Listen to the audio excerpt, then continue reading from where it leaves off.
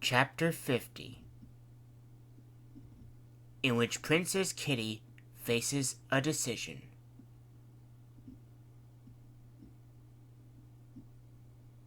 On the day before Monday, July 29th, Grandpa Jack visits Cameron in the apartment studio, where Cameron was just adding the finishing touches of his latest painting of Princess Kitty. "I think you've outdone yourself when it comes to the arts, Mr. Copley," Grandpa Jack said, impressed. "You should have been ours to begin with. The lively colors on the canvas does give the impression. I tell you, she'd love it." Cameron nodded. "Oh, I bet she would, Jack." "And I'm certain it will be displayed at the fairground by the beach." "That's the idea. Though I can't help but feel nervous. That's because of the terrible incident that has happened there." "I know. Everybody's still talking about it. And I think they shall continue talking about it 50 or 100 years from now. Long enough for it to be added to the history books. Anything else?" "I just received word from the bakery. She's adding the finishing touches of the cake, while her husband takes care of that bundle of joy. Chocolate. Kitty's favorite, and mine. She just added the city skyline on it, including the clock tower in the lower left corner. Cadona welcomes you was written all over it. Do you think Kitty is going to be ready by tomorrow?" "Oh, she would. Just one more day before she has to leave that hotel." "Hopefully Kitty stops on by in another room where Alicia stays," Cameron said. "She's rehearsing our vows." Grandpa Jack can't help but laugh. "First you're an artist, and soon you'll be a newlywed. Won't life be any easier now that Cadona will be the home of Kitty soon, with that key and that crown, even though she already wears one?" "That's right. She'll be on the platform in the fairground. Nothing to be nervous about. After all, she is the guest of honor. I don't know where she'd be without our support, all of us." But what Cameron didn't know is that he, the Pratchett's, and the others are not the only ones who support her from the very beginning. Not the only worthy form of life in this entire world. Looking at just a sketch of Princess Kitty in the room, Grandpa Jack said, "So that's your first portrait of her, isn't it, Mr. Copley? It's pretty good." "Actually, I've drawn 2 pictures of her, but the first portrait has gone missing," Cameron said. "Somebody must have taken it in my apartment." "Who would ever steal a picture of Kitty?" Grandpa Jack asked. "You know, my first painting of her, I seemed to not get the face right, and that's before I met her and asked her to be my model. Suppose it is for the best. I'm sure Kitty wouldn't mind if she didn't see that in the museum. It is strictly between us." Screams echoed through the halls of the Hotel Adriano when midnight came.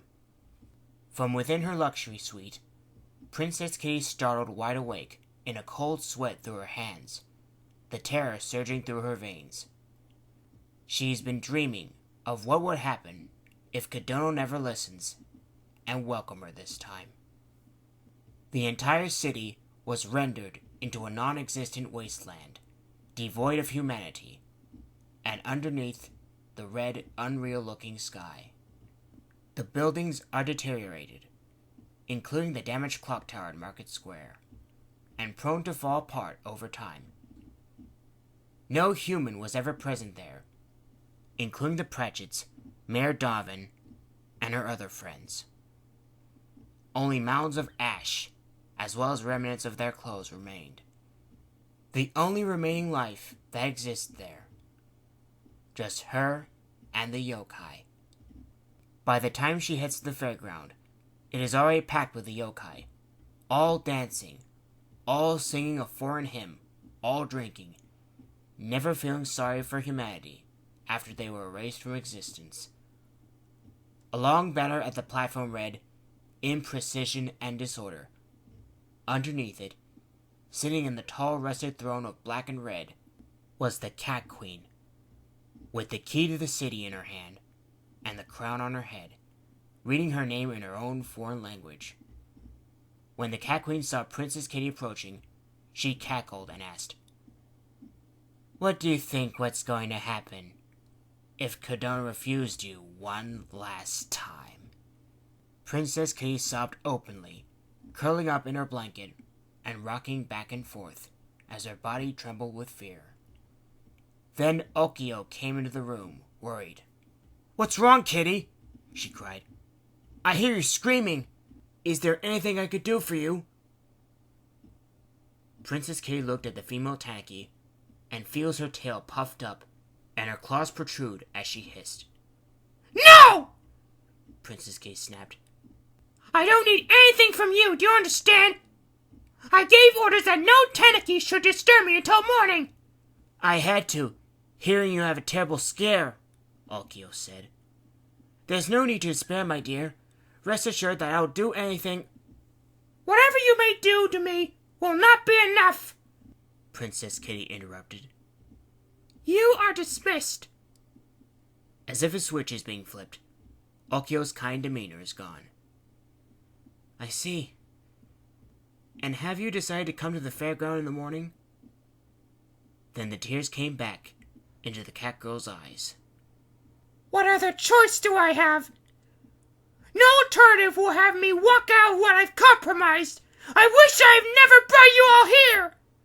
"Don't you dare say that again!" Okio scolded. "Too long we have waited to be a part of this society like you. The end has come to Kodono, of all cities. We won't let you feel so ashamed after what you've done." "Yes, you all have waited, so you can take over everything!" Princess K wailed. "Now get out!" She then buries herself under the covers. "All right," Okio said. "My services are no longer needed. It is the fate of this city that has enveloped all over your hands. The end has come." But when she opens the door, standing on the doorway was Ryotaro. "Oh my," she said, smiling. "How convenient. There's someone who wanted to see you here." Then she said to him, "She's all yours." Ryotaro moved to the side so Okio can leave. Princess K then kicked her blankets off and faced him, the tail growing puffier just by looking at him. "Get out of here and leave me alone!" she sneered. "I got nothing to say to you." "You've got nothing to say to me," he said. "But I do." She rose up and lurched towards him. "Then what else do you want from me? I saved the children. I made myself known to the city. My face is even all over the papers. I get to live happily ever after, just like you and your kind wanted, especially the Queen. What else?" "The only thing that's missing from your story is the ending, which shall be written by us," he said.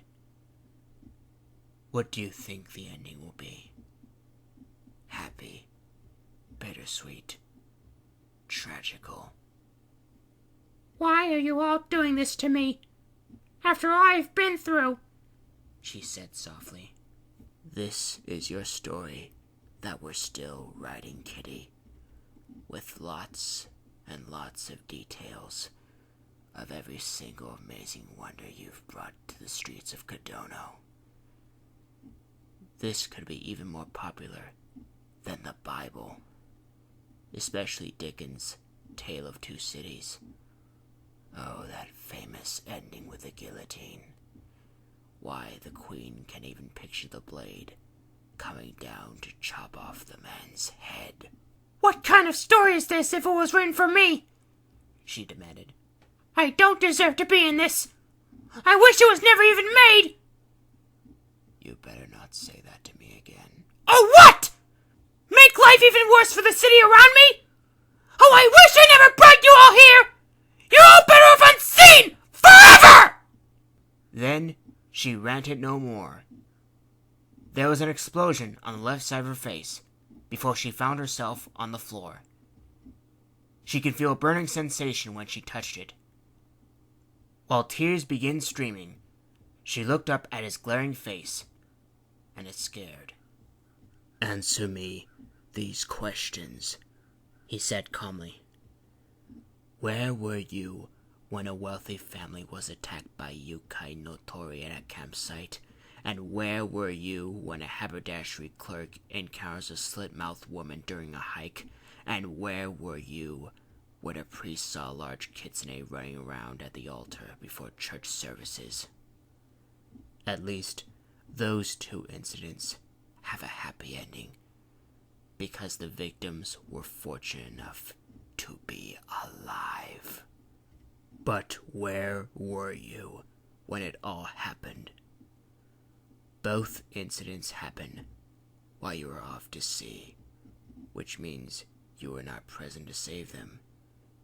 And why is that? You let them happen. "Cease this torment at once, Kitsune!" she snapped. "I had nothing to do with what's been happening when you were away," he asked. "Your existence has everything to do with what's been happening. Why deny, Kitty, after you gave us a gift of existence? And why deny something that is inevitable after you gave your word? Just think of what the Queen has to say to you if you broke it." "I do," she whispered.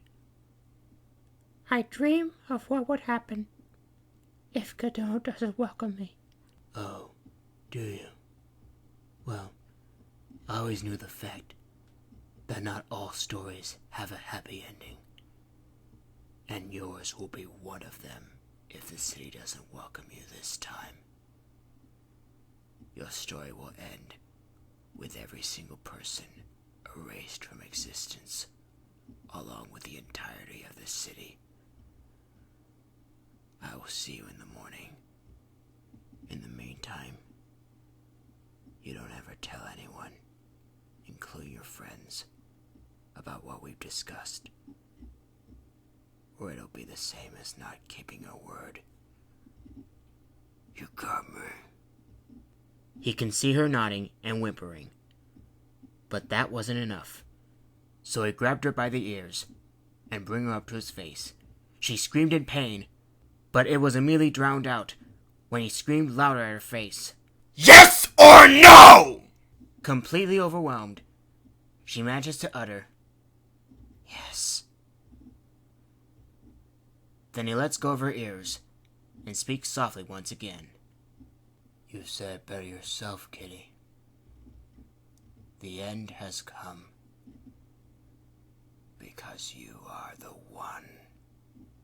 He turned and left without looking back, slamming the door behind him.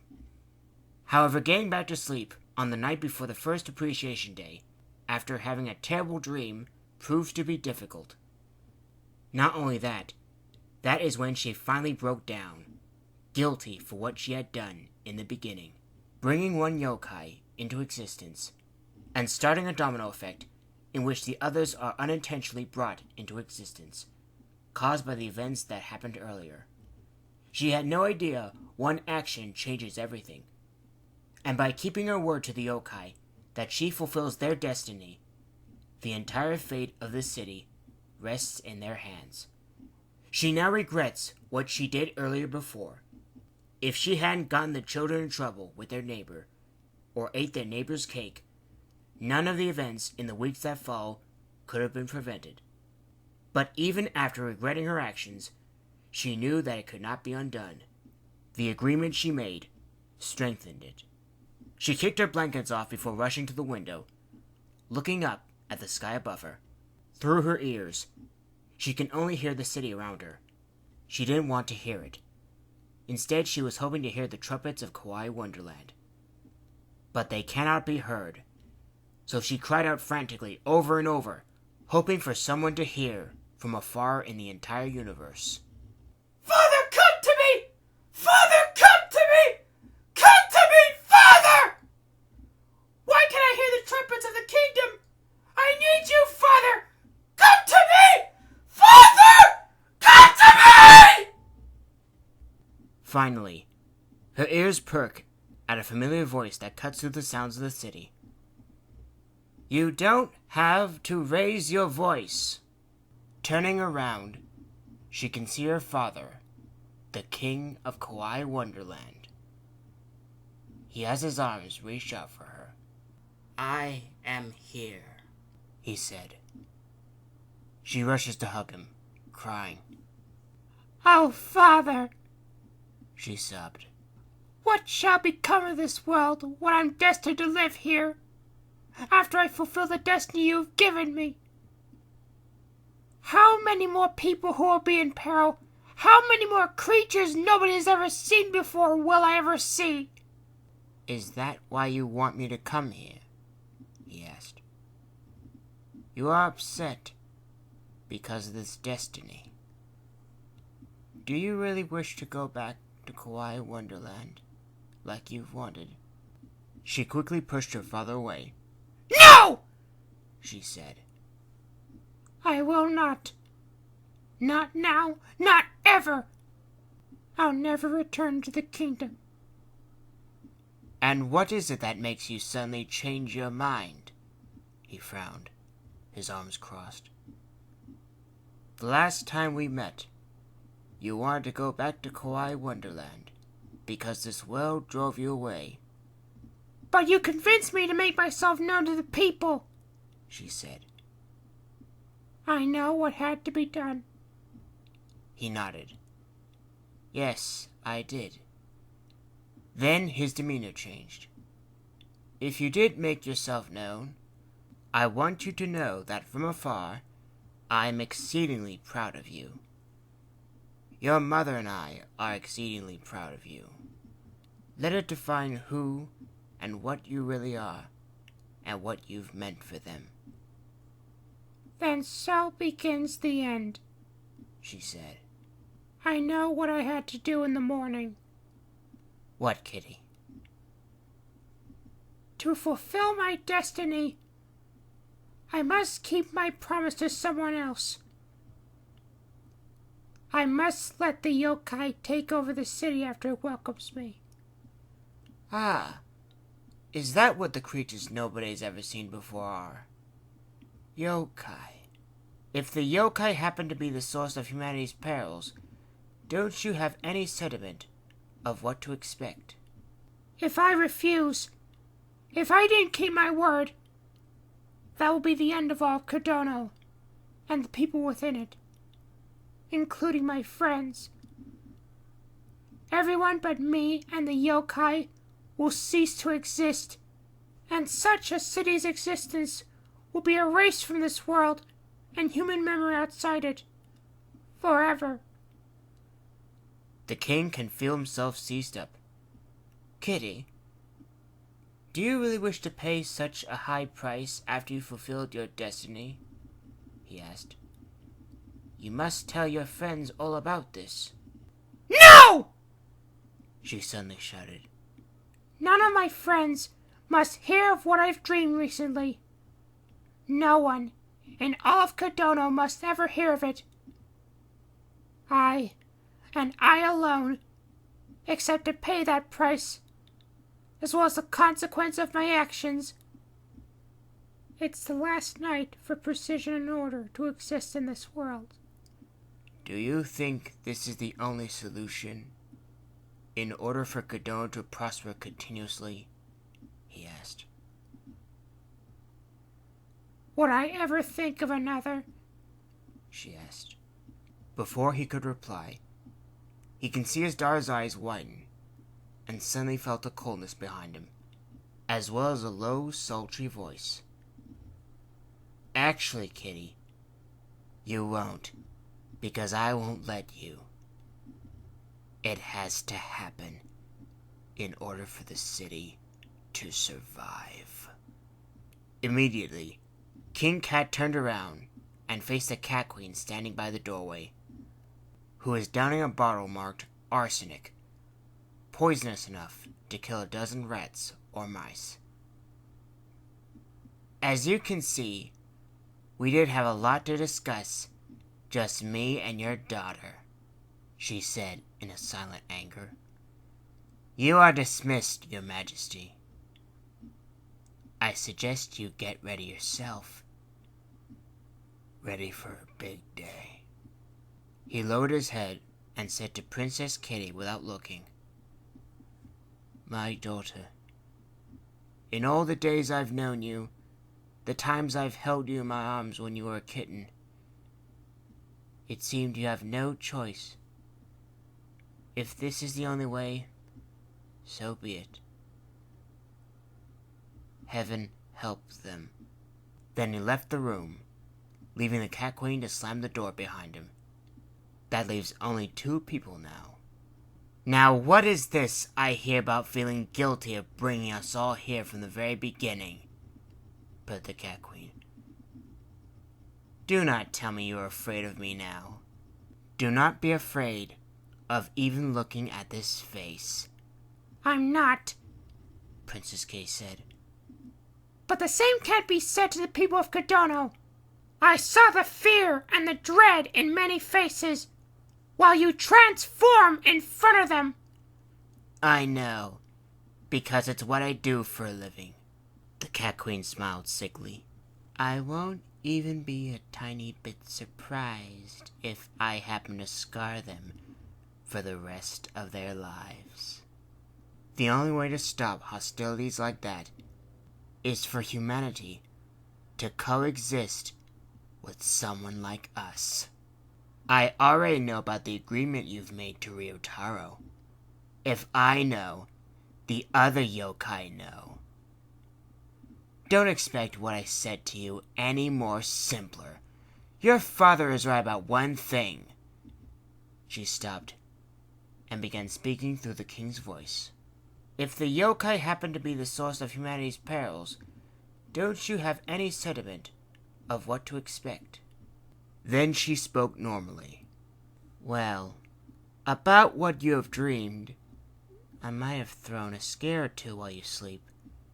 How irresponsible of me having you in such distress. But your stress doesn't mean a thing to me. What do you think what's going to happen if Kodono refused you one last time? Quickly, Princess Kay pulled out her scepter and thrust it towards the Cat Queen, but at the same instant, the Cat Queen snarled loudly and snatched the scepter from the Cat Girl's hand and tossed it aside with a loud clatter. Then Princess Kay can feel herself grasped by the throat by the Cat Queen, her feet no longer touching the ground as she is lifted. Reaching up, Princess Kay desperately tried to pry the Cat Queen's fingers loose, even scratching her arm with her claws, but to no avail. I am not the antagonist of your story, the Cat Queen said calmly. You can criticize me as evil, cruel, heartless, never feeling pity or sorry for all of humanity, innocent or otherwise, but take heed of what I say to you. I am not the antagonist of your story. What has happened these few weeks is because you brought me here, and you will have to live with that memory every day for the rest of your life. I'm glad you didn't tell anyone about what is to come, darling. I've been saying this time and time again. What is everyone going to hear?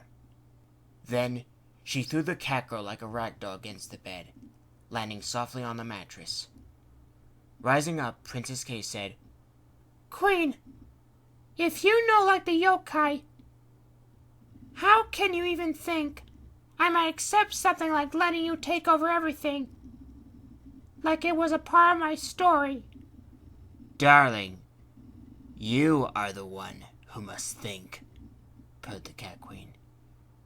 You will keep your word and arrive at the fairground in the morning, and the lives of your friends, the Pratchett's, and all the other 300,000 in this entire city, innocent or otherwise, depend on it. I'll see myself out. Turning away, and walking toward the exit, she said, "We always knew you are the one.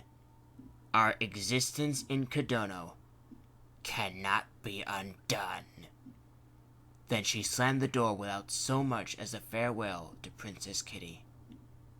Princess Kitty wasn't sure how long she spent awake, but it must have been a while, since it was 2:30 in the morning by the time she finally lets out a yawn.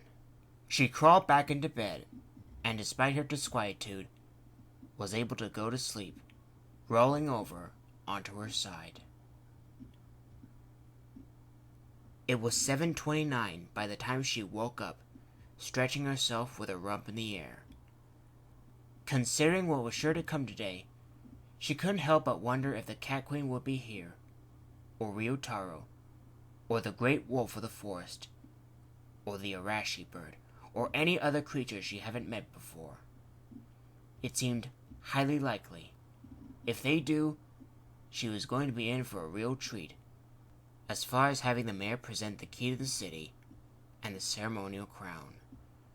She walked outside to find the Peugeot parked under the curb, with the Cat Queen and Ryotaro standing beside it. "Here I am. Here I begin," Princess Kay said. "Kodono must continue to exist." From her cleavage, the Cat Queen pulls out a folded note and gives it to Princess Kitty. When Princess Kay opened it, a sense of near nostalgia washes her. It was one of the letters she had sent to the Pratchett's while they're trapped in the refuge at Bomvaria. "Read it," purred the Cat Queen. "Aloud. Enough for this world to hear." Princess Kitty cleared her throat and began. "Every cat shall have her day. All hope must never be a loss. For every life that is dull and gray, a calming river is where they must cross. From the heavens a star shall descend. A time shall come to intervene. A princess is who you shall depend. For she..." But she is unable to finish it and breaks down. The irony seemed too much, because it was her own words and not theirs, not even the Cat Queen's. "Every cat does have her day, doesn't it?" Ryotaro said. "Well, Kitty, this is the day." He opens the back door. Princess Kitty immediately climbed into the back seat and faced the Cat Queen. "For she must be believed to be seen," she said. "This is it, Kitty. This is Kodono's last chance.